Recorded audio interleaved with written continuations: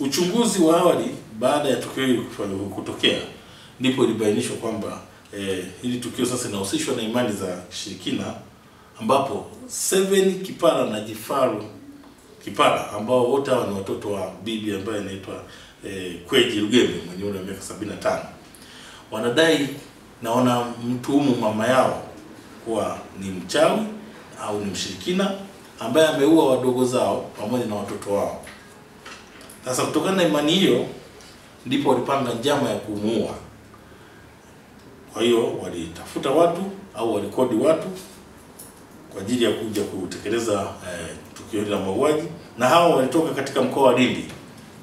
Na hao watu ambao walikodiwa ni Tabi Deusi pamoja na Shija, na walifanya hivyo kwa makubaliano ya kulipwa shilingi milioni 5. Juni tarehe 8, 2025, Tabi Deusi mwenye umri wa miaka 39 mkazi wa Kilwa Masoko mkoa wa Lindi na Shija walifika eneo la mji mdogo wa Mbalizi, ambapo walipelekwa na mwenyeji wao ambaye ni huyu 7 Kipara ambaye aliwapeleka kulala sehemu kwenye nyumba ya kulala wageni, na hii nyumba iko katika mji mdogo wa Mbalizi hadi Juni 10 ndipo mwenyeji wao aliwaonyesha mazingira na kuwasomesha hiyo ramani nzima ya pale nyumbani kwao ambapo mama yake anaishi. Ilipofika tarehe 13 Juni majira saa 6:05 ndipo walipoweza kutekeleza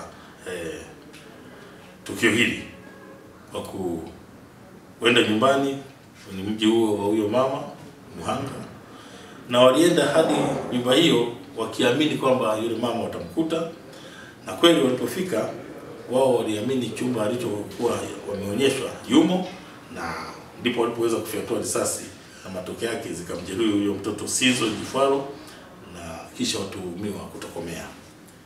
Kwa hiyo baada ya mahojiano mnamo tarehe 15 mwezi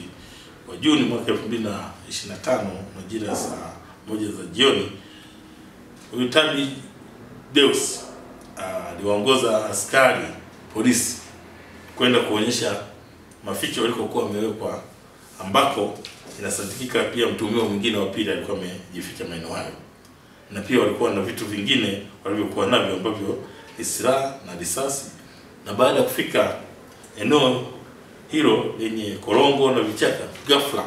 mtuhumiwa alikurupuka na kuanza kukimbia, na ndipo askari waliweza kufyatua risasi hewani